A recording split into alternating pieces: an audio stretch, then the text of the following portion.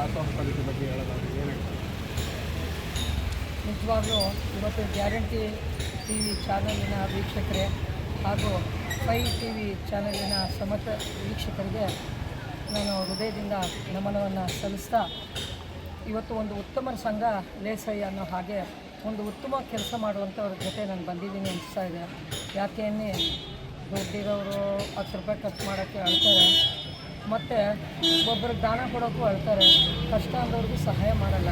ಅಂಥದ್ರಲ್ಲಿ ನಿರಂತರವಾಗಿ 2300 ದಿನವೂ ಅವರು ದಾಸೋಹ ನಡೆಸ್ಕೊಂಡ್ಬಂದಿದ್ದಾರೆ. ಮಲ್ಲೇಶಣ್ಣವರು, ಹಾಗೆ ನಮ್ಮ ಸೆಲ್ವಣ್ಣವರು, ನಮ್ಮ ಜೇನುಗೂಡುಗಳಂತ ಇವರು ಎಂಥ ಹೆಸರಿಟ್ಕೊಂಡು ಇವರು ಮಾಡ್ತಾ ಇದ್ದಾರೆ.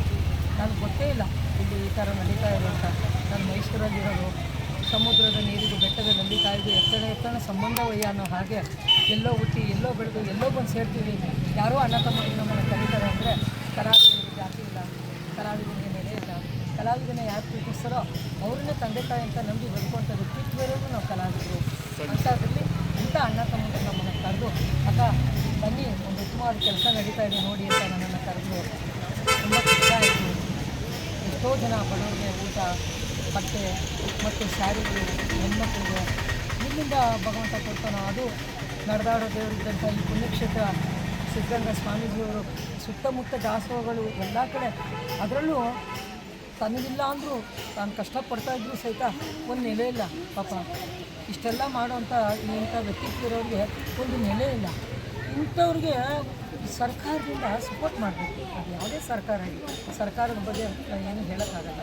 ಇಂಥವ್ರು ಸರ್ಕಾರಗಳೇ ಬರಬೇಕು. ಇಲ್ಲಿ MLA ಸ್ಥಳೀಕರು ಯಾರಿದ್ದಾರೆ ಅವ್ರು ನಿಂತ್ಕೊಂಡು ಇಂಥ ಉತ್ತಮವಾದ ಕೆಲಸ ಮಾಡ್ತಿದ್ದೀಯಪ್ಪ, ನಾನು ಇದೀನಿ, ನಿಮ್ಗೆ ಏನು ಬೇಕಪ್ಪ ಸಪೋರ್ಟ್ ಅಂತ ಹೇಳಿ ಇಲ್ಲಿ MLA ಸ್ಥಳೀಕರು ಯಾರಿದ್ದಾರೆ, ಯಾವುದೇ ಪಾರ್ಟಿಯಲ್ಲಿ ಪಾರ್ಟಿ ಮುಖ್ಯ ಅಲ್ಲ, ವ್ಯಕ್ತಿಗತವಾಗಿ ಒಬ್ಬ ವ್ಯಕ್ತಿಯಾಗಿ ಬಂದು ನಿಂತು ಇಂಥ ಅಣ್ಣ ತಮ್ಮರ ಜೊತೆ ಅವರು ಕೆಲಸ ಮಾಡ್ತಾರೆ. ಚಪ್ಪೆ ಹಾಕೋಕ್ಕೆ ಗೊತ್ತಿಲ್ಲ ಅಂಥವರು ಇಷ್ಟು ಜನಕ್ಕೆ ದಾಸೋಹ ಮಾಡ್ತಾ ಇದ್ದಾರೆ ಅಂದರೆ ಜನರನ್ನು ಮೆಚ್ಚಿಸಲು ಜನಾರ್ದನಿಂದಲೇ ಸಾಧ್ಯ ಇಲ್ಲ, ಭಗವಂತನೇ ಮೆಚ್ಚಿಸಬೇಕು.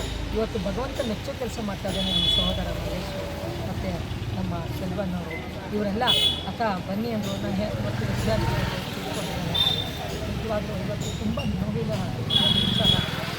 ಒಂದು ಕೋಗಿಲೆ, ಒಂದು ಕಾಲಕ್ಕೆ ಕೋಗಿಲೆಯೇ ಒಳ್ಳೊಳ್ಳೆಯವರು ಹೋಗ್ತಾ ಇದ್ದಾರೆ. ಭಗವಂತ ಯಾಕೆ ಶಿಕ್ಷೆ ಕೊಡ್ತಾ ಇದ್ದಾನೆ ಗೊತ್ತಿಲ್ಲ. ಕಲಾವಿದರಲ್ಲೂ ಚಿಕ್ಕ ವಯಸ್ಸು ಕಲಾವಿದರುಗಳೆಲ್ಲ ಹೋಗ್ತಾ ಇದ್ದಾರೆ. ತುಂಬ ನೋವು ಅನಿಸುತ್ತೆ. ಆ ಕಾರ್ಯ ಮತ್ತು ಭಗವಂತ ನಿಮ್ಮ ಮುಖಾಂತರ ಹೇಳ್ತಾ ಇದ್ದೀನಿ, ಶಾಂತಿ ಕೊಡಬೇಕು ಅಂತ ನಾನು ಜಾನಕಿ ಅಮ್ಮವರ ಅದಕ್ಕೆ ನಾನು ನಮ್ಮನ್ನು ಸಲ್ಲಿಸ್ತಾ ಇದ್ದೀನಿ. ಇವತ್ತು ಈ ಕಾರ್ಯಕ್ರಮ ಇದೆ, ಬರಲೇಬೇಕು ಅಂದ್ರೆ ಅದಕ್ಕೆ ಇಷ್ಟು ದೂರ ಬಂದೆ. ಬಡವರಿಗೆ ಅದು ಇಲ್ಲಿ ಬಡವ್ರಿಗೋಸ್ಕರ ಇದು ಕಾರ್ಯಕ್ರಮ ನಡೀತಾ ಇರೋದ್ರಿಂದ ಇದು ಉತ್ತಮ ಸೇವೆ. ಭಗವಂತ ಅವ್ರಿಗೆ ಇನ್ನೂ ಹೆಚ್ಚಿನ ಶಕ್ತಿ ಕೊಡಲಿ. ಇನ್ನೂ ನಾನಾರು ಕೈಗಳು ಅವ್ರ ಜೊತೆ ಕೈಗೂಡಿ ಇನ್ನೂ ಇದು ಉತ್ತಮವಾಗಿ ಬೆಳೀಲಿ. ದಾಸೋಹ ಇನ್ನೂ ಒಂದು ಮಠದಲ್ಲಿ ಹೇಗೆ ನಡೆಯುತ್ತೋ ಸಾವಿರಾರು ಜನಕ್ಕೆ ಇನ್ನೂ ದಾಸೋಹ ನಡೆಯೋ ಶಕ್ತಿ ಅವರಿಗೆ ಭಗವಂತ ಕೊಡಲಿ ಅಂತ ನಾನು ಪ್ರಾರ್ಥನೆ ಮಾಡ್ತಾ ನನ್ನ ಕೈಲಾಗಿದೆ. ನನಗೇನೋ ಕಲಿಯುವ ಸೇವೆ ನಾವು ಎಲ್ಲ ಕಡೆ ನಾವು ದುಡ್ಡಿದ್ದು ಚಿತ್ರರಂಗದಲ್ಲಾಗಲಿ, ನಾಟಕಗಳಾಗಲಿ, ಧಾರಾವಾಹಿಗಳಲ್ಲಾಗಲಿ ನಾನು ಮಾಡಿದ ಒಂದು ಸೇವೆ ಏನು 25% ನಾನು ಇಂಥ ಸೇವೆ ಮಾಡೋರಿಗೆ ನನ್ನೆಲ್ಲ ದಾನ ಧರ್ಮನ ನಾನು ಮಾಡ್ಕೊಂಡು ಬಂದಿದ್ದೀನಿ. ಅದರಿಂದ ಭಗವಂತ ನನಗೆ ಇವತ್ತು 61 ವರ್ಷ ವಯಸ್ಸಾದರೂ ಶುಗರ್ ಇಲ್ಲ, BP ಇಲ್ಲ, ಇಷ್ಟು ಆಕ್ಟಿವಾಗಿ ಓಡಾಡಿಕೊಂಡು ನಾನು 4 ಜನ ಜೊತೆ ಏನಾದರೂ ಒಂದು ಸಾಧನೆ ಮಾಡಬೇಕು ಅಂತ ಹೋರಾಟ ಮಾಡ್ಕೊಂಡು ಬಂದಿದ್ದೀನಿ. ಇಂಥ ಉತ್ತಮವಾದ ಅಣ್ಣ ತಮ್ಮಂದಿರು ನನ್ನ ಜೊತೆ ಸಿಕ್ಕಿದ್ದಾರೆ. ನಾನು ನನ್ನ ತಾಯಿ ಮಾಡಿ ಪುಣ್ಯ ಇವತ್ತು ನಾನು ಇಲ್ಲಿ ಬಂದಿದ್ದೀನಿ ಅಂತ ಅಂದ್ಕೊಂಡು ಮಾಧ್ಯಮದ ಮುಖಾಂತರ ನಾನು ಕೇಳ್ಕೊಳ್ಳೋದಿಷ್ಟೇ, ಕೊಟ್ಟಿದ್ದು ತನಗೆ ಬಚ್ಚಿಟ್ಟಿದ್ದು ಪರಿದಿದೆ. ನಾನು ಕೇಳ್ಕೊಳ್ಳೋದಿಷ್ಟೇ, ನಿಮ್ಮಲ್ಲಿ 100 ರೂಪಾಯಿ ಇದ್ದಿದ್ದಲ್ಲಿ ಒಂದು 10 ರೂಪಾಯಿ ದಾನ ಮಾಡಿ, ಇಲ್ಲೇ ಲ್ಯಾಟ್ರಿ, ಇಲ್ಲೇ ಬಹುಮಾನ, ಭಗವಂತ ಇಲ್ಲೇ ಎಲ್ಲನೂ ಕೊಡ್ತಾನೆ ಅಂತ ಹೇಳ್ತಾ ಸಮಸ್ತ ಚಾನಲಿನ ನನ್ನ ಮಿತ್ರರಿಗೆ ಮತ್ತು ಎಲ್ಲ ವೀಕ್ಷಕರಿಗೆ ನನ್ನ ಹೃದಯಪೂರ್ವಕವಾದ ಕಲಾವಿದೆಯಾಗಿ ನನ್ನ ಹೃದಯಪೂರ್ವಕವಾದ ನಮನವನ್ನು ಸಲ್ಲಿಸ್ತಾ ಇದ್ದೀನಿ.